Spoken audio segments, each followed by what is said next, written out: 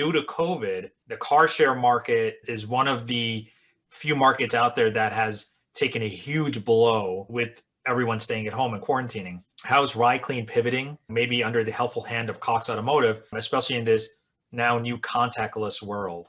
It's been a learning lesson for us this year as well. We've always been kind of heavily focused on the car share industry. That's how we built our business. And there was always a risk if we didn't diversify, which we had started to do last year, thank God. Because these are some of the challenges that you would face when you're focused so heavily on one segment. Car share today has really declined drastically, but some of the things that we're doing here as a service provider is, well, one is we're targeting, obviously some of the traditional fleets as well, not just new mobility customers. And then the other thing that we did here at RideKleen was, outside of just servicing, what can we do, one, as our part to kind of help fight this pandemic? And two, also, generate a new vertical stream for revenue for us, right?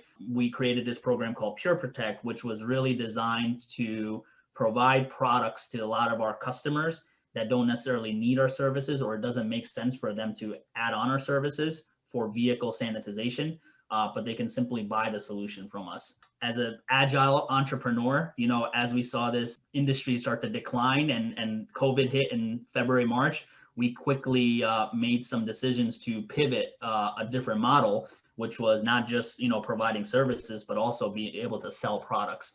And so that's just an example of entrepreneurship. You always, whether you're part of a big company or not, especially when you're on your own, you got to be ready to pivot when it's needed. What advice would you give aspiring entrepreneurs? Everybody has different skill sets and experiences, so I'll go off of what I've experienced through my journey with RideKleen.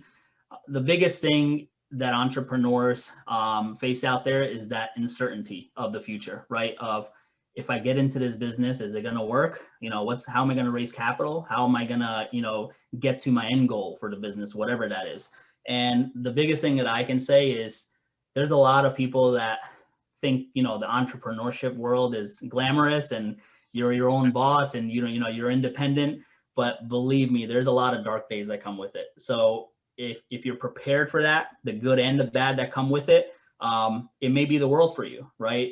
And if you're not prepared for that, that's okay. Entrepreneurship is not for everybody. I always say it's a special breed of people to be an entrepreneur.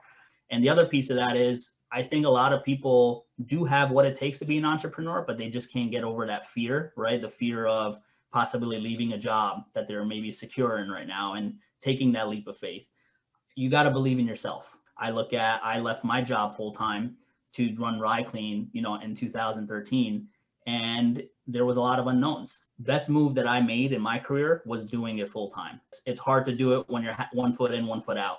Thank you, Pratik, for being a guest on the Business 360 podcast and offering such valuable advice. And I look forward to having you on here again. Absolutely, Rishabh. Thank you so much. This is great.